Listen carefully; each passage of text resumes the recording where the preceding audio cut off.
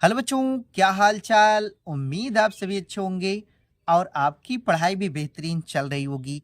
तो बच्चों, आपकी उसी पढ़ाई को और अधिक बेहतरीन बनाने के लिए मैं फिर से लेकर आया हूँ एक और शानदार वीडियो। और बच्चों, आज की शानदार वीडियो में हम आपको बायोलॉजी का एक वायरल मॉडल पेपर का फुल सॉल्यूशन कराने वाले हैं। तो बच्चों, आप इस वीडियो को शुरू से लेकर अंत तक ज़रूर देखिएगा।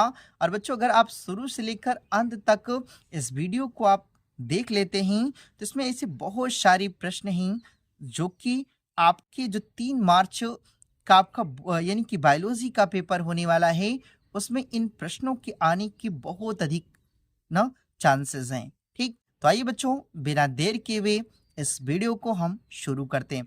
देखिए बच्चों, आपका जो बायोलॉजी का पेपर होता है उसका जो पूर्णांक होता है वो मतलब 70 अंक का होता है। यानी कि आपका जो ये फुल पेपर होता है यानी कि 70 अंक का होता है।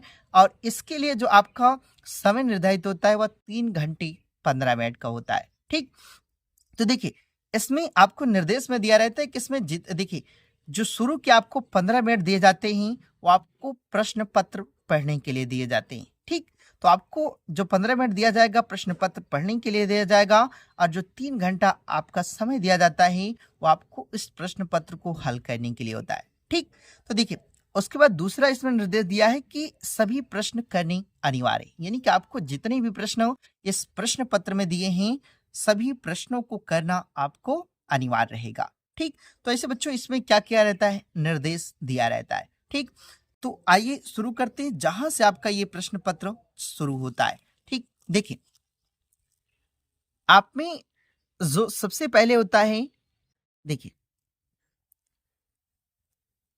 इसमें देखिए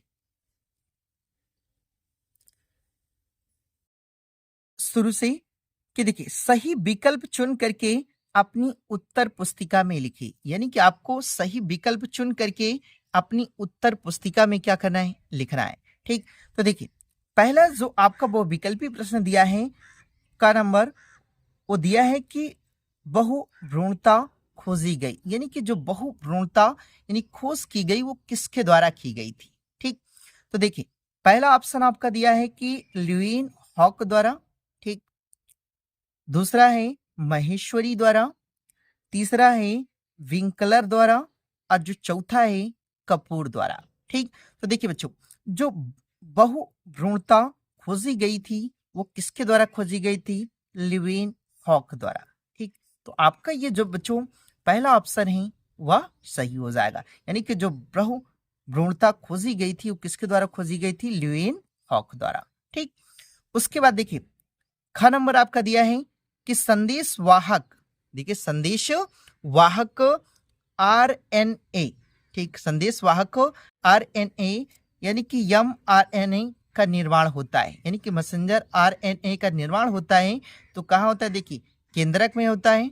ठीक, उसके बाद दूसरा ऑप्शन दिया है कि राइबोसोम में, तीसरा है गोल्जी कॉय में, नो, और जो चौथा ऑप्शन दिया है एंडोप्लाज्म न रेटिकुलम में। ठीक, तो देखिए बच्चों, आपका इसमें जो प्रश्न सही होगा यानी कि जो उत्तर सही होगा वो क्या होगा कि संदेश वाहक आरएनए जो एमआरएनए का निर्माण होता है किसमें होता है, तो आपका पहला ऑप्शन सही हो जाएगा, केंद्रक में होता है।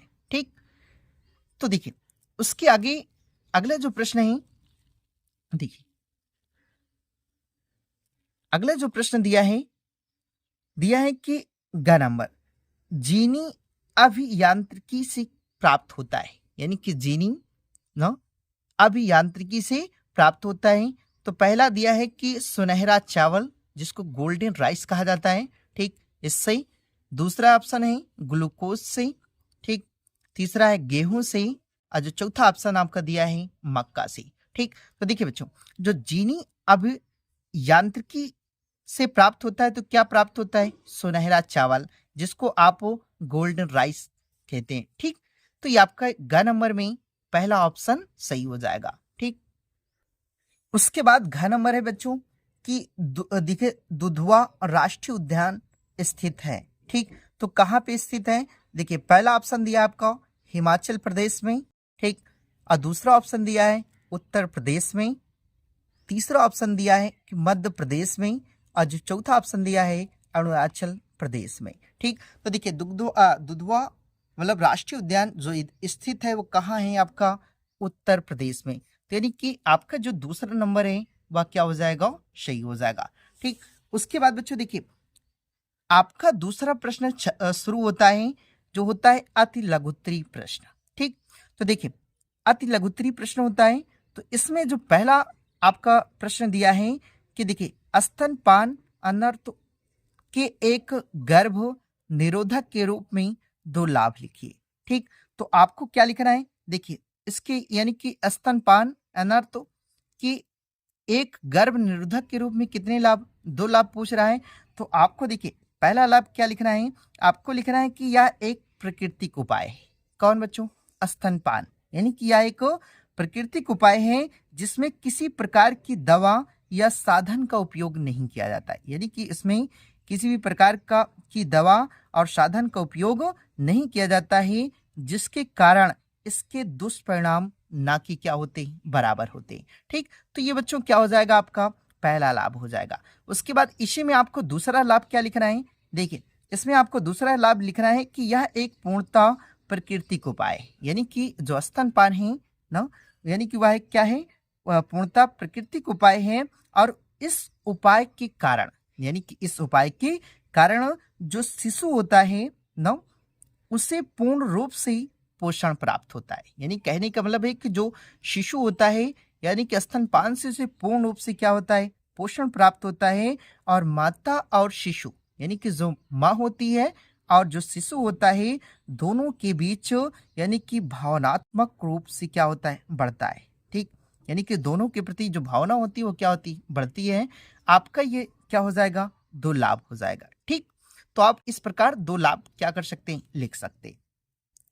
उसके बाद देखिए ख नंबर आपसे पूछेगा, पूछा है कि हीमोफीलिया को ब्लीडर रोग क्यों कहा जाता है। ठीक, तो बच्चों आपने इसे अच्छे से पढ़ा भी होगा और हमने बताया भी है कि देखो हीमोफीलिया को ब्लीडर रोग क्यों कहा जाता है। तो इसे ब्लीडर रोग इसलिए कहा जाता है क्योंकि देखिए हीमोफीलिया है वह एक आनुवांशिक रोग होता है।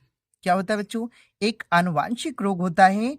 इसमें रोगी के चोट लगने पर रक्त का थक्का जो होता है वह यानी कि जमना संभव नहीं हो पाता है। यानी कि जो देखिए रक्त का थक्का जमता है, यानी कि उसका जमना संभव नहीं हो पाता है, और जिसकी वजह से ना रोगी के शरीर से रक्त की अत्यधिक मात्रा क्या होती है, बह जाती है। यानी कि उसके शरीर में जितना भी खून होता है वह क्या होता है, बह जाता है, जिससे कभी कभी क्या होता है कि रोगी की मृत्यु भी हो जाती है ना। इसीलिए इसे क्या कहा जाता है बच्चों, ब्लीडर रोग कहा जाता है ना। इसीलिए इसे क्या कहा जाता है, ब्लीडर रोग कहा जाता है। ठीक, तो इस प्रकार आप इसे अच्छे से लिख सकते हैं।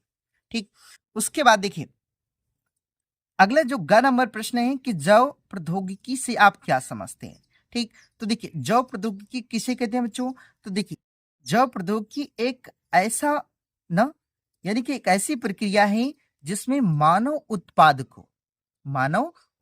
को जीवित जीवों से, किससे बच्चों, जीवित जीवों से औद्योगिक स्तर पर बड़े पैमाने पर क्या किया जाता है, तैयार किया जाता है। उसे ही क्या कहा जाता है, जैव प्रौद्योगिकी कहा जाता है। ठीक, तो इस प्रकार आप इसे लिख सकते हैं। ठीक, उसके बाद देखिए घ नंबर आपसे पूछ रहा है कि आनुवांशिकता रूपांतरित जीव जंतु से क्या अभिप्राय है ना। तो देखिए कह रहे कि अनुवांशिकता रूपांतरित जीव जंतु से क्या तात्पर्य है ना। तो आपको क्या लिखना है बच्चों, लिखना है कि एक ऐसा जीव जिसका डीएनए परिवर्तित हो चुका है ना, उसे ही आनुवांशिक रूपांतरित जीव कहते हैं ना। यानी कि जिसका डीएनए क्या हो चुका है, परिवर्तित हो चुका है, उसे आनुवांशिक रूपांतरित जीव कहते हैं। ठीक, तो इस प्रकार आप घ नंबर भी लिख सकते हैं। ठीक, उसके बाद देखिए अगला नंबर है कि सहजीवन से आप क्या समझते हैं। देखिए जो सहजीवन होता है बच्चों, ये जो सहजीवन है इसको हम सहोपकारिता भी कहते हैं। ठीक, तो देखिए आप इसको लिख सकते हैं कि वह प्रक्रिया ना जो 2 प्राणियों के बीच लाभजनक वह आंतरिक साझेदारी होती है, यानी कि लाभजनक देखिए लाभजनक और आंतरिक साझेदारी होती है, उसे ही हम क्या कहते हैं, सहजीवन या सहोपकारिता कहते हैं। ठीक, तो इस चीज को आप अच्छे से लिख सकते हैं। उसके बाद देखिए, आपका ये तो था अति लघु उत्तरी प्रश्न। उसके बाद बच्चों शुरू होता है आपका देखिए लघु उत्तरी प्रश्न। ठीक, तो देखिए देखिए आपका जो लघु उत्तरी प्रश्न होता है, इसमें पहला दिया है कि देखिए विसंक्रमण पर एक टिप्पणी लिखिए। ठीक, तो बच्चों आप देखिए इन प्रश्नों को जितना मैं बताऊं, आप इन सभी प्रश्नों को अच्छे से देख लीजिए और इसको कहीं अच्छे से नोट कर लीजिएगा। ठीक, और बच्चों ये जितने भी प्रश्न हैं आपको मैं बताऊंगा इस मॉडल पेपर में, आप उन सभी प्रश्नों को एग्जाम में जाने से पहले एक बार अच्छे से आप तैयार कर लीजिएगा, देख लीजिएगा इसको। ठीक, तो देखिए अगर मैं इस वीडियो में आपको पूरा एक एक प्रश्न का उत्तर बताऊंगा बच्चों, तो बहुत ज्यादा लंबी वीडियो हो जाएगी। ठीक, तो देखिए आपको इसे क्या करना है, अपने से तैयार कर लेना है। ठीक, तो देखिए का नंबर है कि विसंक्रमण पर एक टिप्पणी लिखिए। ठीक, तो इस प्रश्न को भी आप अच्छे से देख लीजिएगा। देखिए खा नंबर है कि मेंडल की प्रभाविता के नियम को समझाइए। ये बच्चों आपके एग्जाम में वेरी वेरी इंपॉर्टेंट रहेगा। ठीक, और बच्चों आप इस प्रश्न को खूब अच्छे से तैयार कर लीजिएगा, क्योंकि देखिए मेंडल की प्रभाविता के नियम को ये आपके एग्जाम में हर साल पूछा जाता है। ठीक, तो इसलिए इस प्रश्न को आप खूब अच्छे से तैयार कर लीजिएगा। ठीक, उसके बाद देखिए ग नंबर है कि मानव भ्रूण के 3 प्रारंभिक जनन स्तरों का क्या भविष्य होता है, स्पष्ट कीजिए। ठीक, तो इतना आपको देखिए इस प्रश्न को भी आप अच्छे से तैयार कर लीजिएगा। उसके बाद देखो सरोगेट माता पर एक टिप्पणी लिखिए। ठीक, ये आपका घ नंबर है। और उसके बाद अगला नंबर है कि चिकित्सक के क्षेत्र में जैव प्रौद्योगिकी की उपयोगिता को लिखिए। और ये भी बच्चों आपका जो प्रश्न है वेरी वेरी इंपॉर्टेंट रहेगा। ठीक, तो देखिए आपको चिकित्सा के क्षेत्र में जैव प्रौद्योगिकी की उपयोगिता को लिखिए। आप इस प्रश्न को भी अच्छे से प्रैक्टिस कर लीजिएगा। ठीक, उसके बाद देखिए बच्चों आपका अगला जो आता है आपका लघुत्तरी प्रश्न है। ठीक, तो देखिए लघुत्तरी प्रश्न में आपका जो पहला प्रश्न है का नंबर कि आवृतबीजी पौधों में द्विनिषेचन क्रिया का संक्षिप्त उल्लेख कीजिए। ठीक, तो ये आपका क नंबर है। उसके बाद देखिए इसी में ख नंबर आपका दिया है कि आनुवांशिक कूट पर एक निबंध लिखिए। और ये भी बच्चों देखिए आनुवांशिक कूट कह रहा है, तो ये भी आपका वेरी वेरी इंपॉर्टेंट रहेगा और इसको भी आप अच्छे से तैयार कर लीजिएगा। ठीक, तो ये भी बहुत बार एग्जाम में पूछता है कि आनुवांशिक कूट पर एक निबंध लिखिए। ठीक, उसके बाद देखिए ग नंबर है कि लिंग गुणसूत्र क्या है। ठीक, लिंग गुणसूत्र क्या है, मनुष्य में लिंग निर्धारण में इसकी क्या भूमिका है। ठीक, और ये भी बच्चों आपका वेरी वेरी इंपॉर्टेंट रहेगा। ठीक, और इसको भी आप अच्छे से तैयार कर लीजिएगा। ठीक, उसके बाद देखिए अगला नंबर है कि मांसाहारी पर एक टिप्पणी लिखिए। तो इसको आप बच्चों लिख सकते हैं। ठीक, उसके बाद देखिए 5वां नंबर आ जाता है का कि टीकाकरण पर एक संक्षिप्त टिप्पणी लिखे। और इसको बच्चों टीकाकरण ये भी आपका वेरी वेरी इंपॉर्टेंट रहेगा। ठीक, तो इसको भी आप अच्छे से तैयार कर लीजिएगा। और उसके बाद बच्चों देखिए हमने आपको इस एक वीडियो में बताया कि देखिए ख नंबर है कि डीएनए तथा आरएनए में प्रमुख अंतर बताइए। और ये भी बच्चों हमने उस वीडियो में बताया कि ये भी आपका वेरी वेरी इंपॉर्टेंट रहेगा और आप इसको खूब अच्छे से तैयार कर लीजिएगा। और बच्चों हमने 7 अंतर इस वीडियो में बताए हैं, तो बच्चों ये आपके 7 मतलब अंतर उसमें हैं, तो आप इसमें कम से कम 3 या 4 तो लिख ही दीजिएगा। ठीक, तो देखिए डीएनए तथा आरएनए में प्रमुख अंतर, और ये ऐसा प्रश्न है बच्चों जो कि हर साल आपके एग्जाम में पूछा जाता है। ठीक, आप कोई भी प्रीवियस ईयर पेपर उठा करके देख लीजिएगा, आपको ये प्रश्न देखने को मिल जाएगा। ठीक, इसके आगे देखते हैं बच्चों। देखिए इसके आगे अगला जो प्रश्न है वो है कि प्रतिबंधन एंजाइम से आप क्या समझते हैं, यानी कि प्रतिबंधन एंजाइम से आप क्या समझते हैं या किस प्रकार कार्य करते हैं। ठीक, तो बच्चों ये भी आपका वेरी वेरी इंपॉर्टेंट रहेगा, आप इसको भी अच्छे से तैयार कर लीजिएगा। ठीक, उसके बाद देखिए तप्त स्थल न पर एक टिप्पणी, यानी कि हॉट स्पॉट पर एक क्या कीजिए, टिप्पणी लिखिए। ठीक, तो इसको भी आप देख लीजिएगा, नहीं तो कोई इतना इंपॉर्टेंट ये नहीं है। ठीक, उसके बाद देखिए अगला जो आपका छठवां नंबर आता है बच्चों, वो आता है, देखिए छठवां नंबर है कि वायु, देखिए वायुप्रेषी पर एक टिप्पणी लिखिए। ये भी आपके एग्जाम में बराबर पूछा जाता है। ठीक, ये उसके बाद देखिए ख नंबर है बच्चों कि एक परिस्थितिक तंत्र में ऊर्जा प्रवाह का एक संचित वर्णन कीजिए। ठीक, तो इसको भी आप बच्चों अच्छे से तैयार कर लीजिएगा। ठीक, उसके बाद देखिए एंटीबायोटिक पर एक टिप्पणी लिखिए। और हमने बताया भी है बच्चों कि ये एंटीबायोटिक पर एक टिप्पणी, ये हर बार आपके एग्जाम में ये भी आता है, तो ये भी आपका वेरी वेरी इंपॉर्टेंट रहेगा। ठीक, तो इसको भी आप अच्छे से तैयार कर लीजिएगा।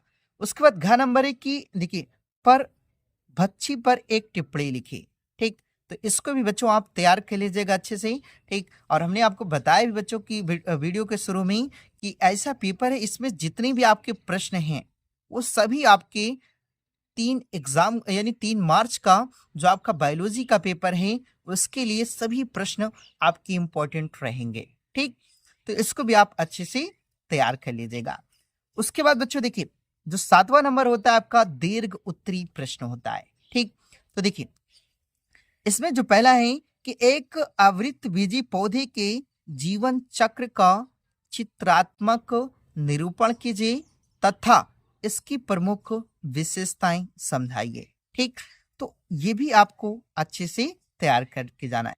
उसके बाद देखिए अगला है कि अथवा करके दिया इसमें कि युग्म जनन किसे कहते हैं, शुक्राणु जनन और न अंड जनन में अंतर बताइए। ठीक, तो इसको भी बच्चों आप ये दोनों को इसका देख लीजिएगा, यानी कि शुक्राणु जनन और अंड मतलब जनन में अंतर। ठीक, तो ये भी आपका वेरी वेरी इंपॉर्टेंट रहेगा। ठीक, उसके बाद देखिए आपका अगला जो प्रश्न है 8वां शुरू होता है। ठीक, और 8वें प्रश्न में देखिए पहला इसमें जो प्रश्न दिया है वो दिया है कि कोशिका में पाए जाने वाले 3 प्रकार के ना आरएनए के नाम लिखिए तथा प्रत्येक के कार्य लिखिए। ठीक, और ये बच्चों आपका वेरी वेरी इंपॉर्टेंट ये भी रहेगा। ठीक, तो आप इसको भी इस प्रश्न को भी आप अच्छे से तैयार कर लीजिएगा। ठीक, इसमें अथवा दिया है कि देखिए आनुवांशिक कूट क्या है और इसकी विशेषताओं का वर्णन कीजिए, और इसको भी आप अच्छे से तैयार कर लीजिएगा। यानी कहने का मतलब है कि 8वें में जो दोनों प्रश्न पूछे गए हैं बच्चों, ये आपकी वेरी वेरी इंपॉर्टेंट प्रश्न रहेंगे। ठीक, तो इन दोनों प्रश्नों को आप खूब अच्छे से तैयार कर लीजिएगा। ठीक, और बच्चों तैयार कर लीजिएगा। अगर आपको दिक्कत होगी या कोई भी परेशानी होगी तो बच्चों आप कमेंट करिएगा, मैं इन सभी प्रश्नों का आपको उत्तर प्रोवाइड करा दूंगा। ठीक, उसके बाद देखिए अगला जो प्रश्न है 9वां, ये आपका बच्चों अंतिम प्रश्न होता है। ठीक, यानी कि आपके एग्जाम में जो पेपर मिलता है यानी मिलेगा आपको, वो उसमें उस पेपर में कुल 9 प्रश्न आपके होंगे। ठीक, तो देखिए 9वां प्रश्न है कि अल्कोहल ड्रग के सेवन से होने वाले हानिकारक प्रभावों का वर्णन कीजिए तथा इससे बचने के उपाय को लिखिए। ठीक, तो देखिए आपको इसको भी अच्छे से तैयार कर लेना है। अथवा में ये पूछा है ठीक कि जैव विविधता क्या है। देखिए जैव विविधता क्या है, जैव विविधता के संरक्षण की क्या क्या नीतियां अपनाई जाती हैं। ठीक, तो देखिए जैव विविधता ये भी आपके एग्जाम में बहुत ज्यादा बार पूछता है, तो आप इसको भी अच्छे से तैयार कर लीजिएगा। यानी कहने का मतलब ये जो 9वां प्रश्न है और ये 9वां प्रश्न है, जो पहला प्रश्न है अथवा करके जो दूसरा प्रश्न दिया है, ये दोनों भी आपके एग्जाम के दृष्टिकोण से बहुत ही ज्यादा इंपॉर्टेंट रहेंगे। और बच्चों देखिए इसमें जो 8वां प्रश्न हमने बताया था कि ये जो कोशिका में पाए जाने वाले 3 प्रकार की आरएनए के नाम लिखिए, इन इन दोनों प्रश्नों को भी आप अच्छे से तैयार कर लीजिएगा। ठीक, तो बच्चों अगर जो यानी कि इस प्रश्न पत्र में जितने भी मैंने क्वेश्चन बताए हैं, अगर आप उन प्रश्नों को अच्छे से तैयार करके एग्जाम में जाएंगे तो बच्चों मैं 101% कह सकता हूं कि इसमें बहुत सारे ऐसे प्रश्न होंगे जो आपको पुनः 24 यानी कि 23 यानी कि 3 मार्च का जो आपका पेपर यानी बायोलॉजी का होने वाला है, आपको उसमें देखने को मिल ही जाएगा। ठीक, तो आई होप बच्चों कि आपको यह वीडियो पसंद आई होगी, और अगर आपको यह वीडियो पसंद आई है तो इस चैनल को आप सब्सक्राइब कर लीजिएगा, ठीक। और इस वीडियो को भी आप लाइक कर दीजिएगा, और बेल आइकन को भी बच्चों आप प्रेस कर दीजिएगा, ताकि बच्चों मेरी कोई वीडियो का नोटिफिकेशन होगा वो आप तक सबसे पहले पहुंचे। तो मिलते हैं बच्चों एक नई वीडियो के साथ, तब तक के लिए जय।